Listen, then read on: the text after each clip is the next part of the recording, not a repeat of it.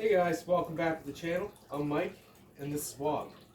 Today we're going over patrol packs and assault packs, different iterations of what happened over the years. There's a lot to talk about here. We're just going to go over some brief descriptions, and in later days we'll go over what I actually have in these and do a big gear dump. We'll do them one at a time. There's a lot to go over. So we're going to start over here today. This is a combat patrol pack. Large front pocket, one main pocket in back, little tiny straps. These are add-ons my beautiful girlfriend got for me because this bad boy is not comfortable. That's all there is to it. This is meant to be worn actually with a LBV, a load-bearing vest, or an LBVE, load-bearing vest enhanced, where these straps will actually go over your shoulders on your rig. So they're not really meant to be worn standalone. They're only about 1.5 inches wide, maybe 2 inches here, as you can see. Fully adjustable though. Slide over shoulders. They are fast X release. We'll go over why that is here in a moment.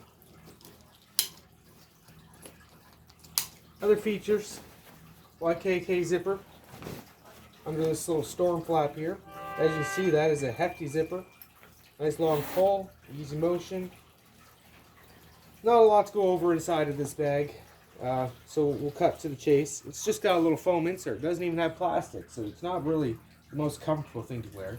Again, this is a combat patrol pack, so this is a light load carrying thing. It's pretty wide though, eh? Got some snaps here for your hydration carrier or to keep this compartment shut. Other than that, it's just one big void in there. Storm flap goes either way. Why would it ever do that, do you say? Well, this is meant to be worn on the front or on the top of a CFP90 pack, which is the pack that happened after the Alice pack, before the Molle pack. Hence, the Alice webbing on the side. This is where you can put your e-tool, your canteens, your medic pouch, the individual first aid kit, you name it, you can put it in there. So what's different about this pack, and we'll go on with these ones. These here are how you attach it to the top of your bag, your CFP90 pack. These here replace the existing ones and hook to your CFP90 pack to hold it down firmly. While we're down here, as you can see, we have some Alice webbing here. You could hook a little something to that, but it's not very wide. What it's actually meant for is to hook a butt pack, or a field training pack, as some people call them. It'll hook right on there and give you a little more storage and keep it out of the way when you're wearing this pack individually. While we're down here, we're also mentioning these clench cords. What these do, clench it down to a small unit. Problem is, it looks like a turtle shell when you do that. It's a different pack. It's a different pack. That's all there is to say about that. So not a lot more to talk about. The width here, we got about 5 inches.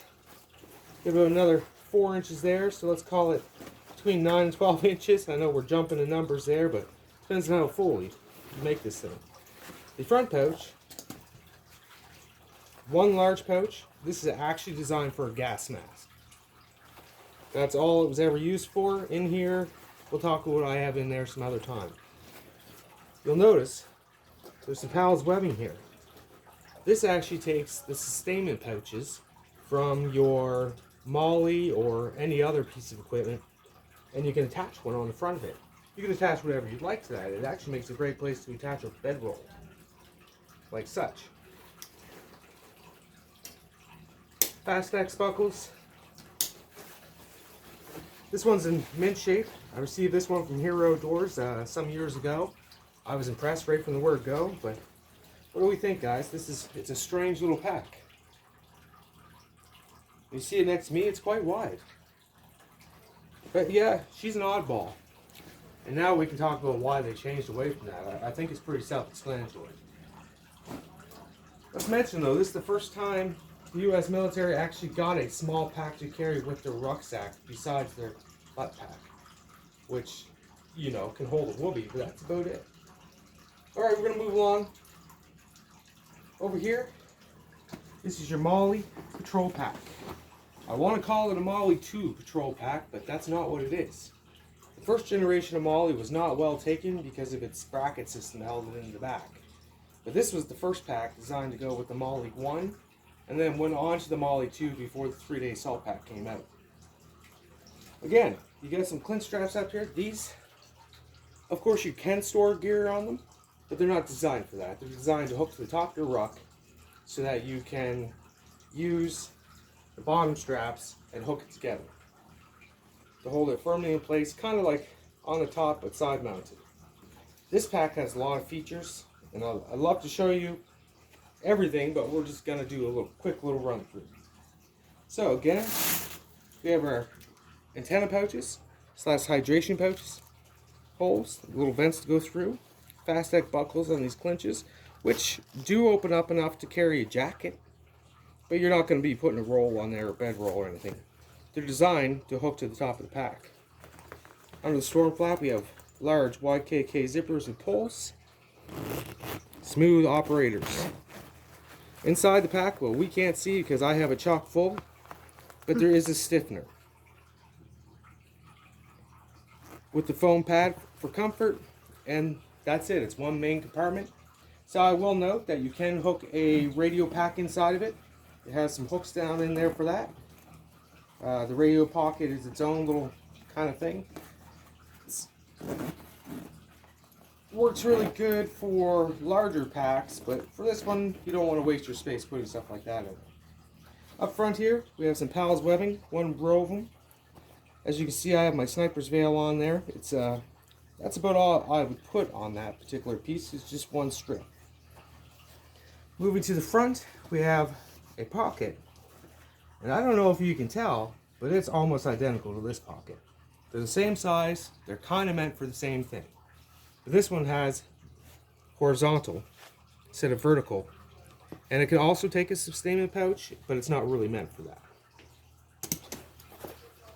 Inside, there's no division. It's just one big pocket. Oh, my apologies. There is one small pocket in here. It's a map pocket. I keep a survival tent in there. But I think it was designed for your parts cleaning kit for your gun, or your M16, your M4, whichever you had at the time. There's not a lot to talk about in there. That's just one large pack.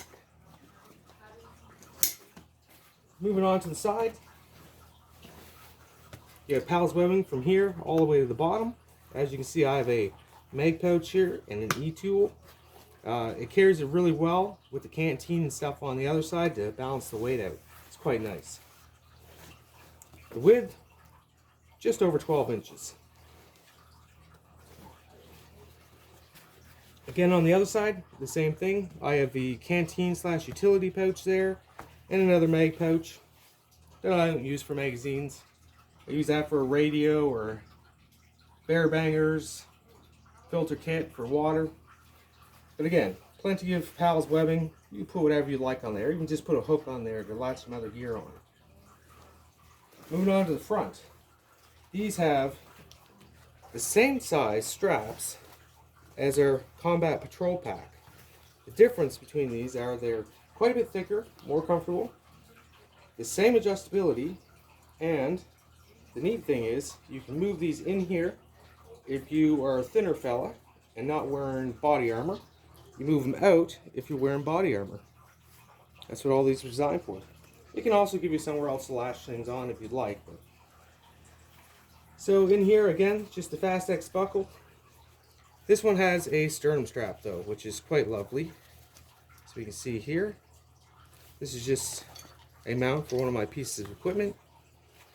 You have your ID panel, nice stiffener. So this one again, inside, I didn't show you, but it's also jump compatible. It has the straps to hook to your harness when you're jumping out of helicopters, airplanes, and so on and so forth. Let's spin it around here to the bottom. On the bottom, as you can see, I have the waist pack, which is a glorified fanny pack. I love these packs.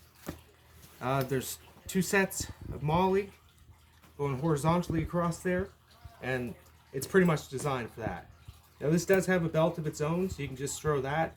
So say you drop your gear, then you can still carry this to go collect goods or whatever.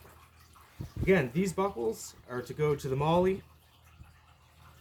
that come up, and the ones on the top are to hook it to the frame, and it leaves the other one floating, which is kind of an odd thing out. But so this, all these are extras. It's just a small little pack. As you can see here, this is the size of it. It's a great size pack for it's a day pack. It's a patrol pack. It's only meant to do small times like that where you're not camping out. But believe it or not, this is my bug out bag. This is the pack that I would carry. It's the coolest pack in my arsenal. We'll come back to this someday when I unload it. I like it's the size of it. It just works for me. And again, it's in the woodland camo, and I wouldn't have it any other way. So now we're talking, we're in the 90s, we're in the 2000s. Over here, we're in the 80s and 90s.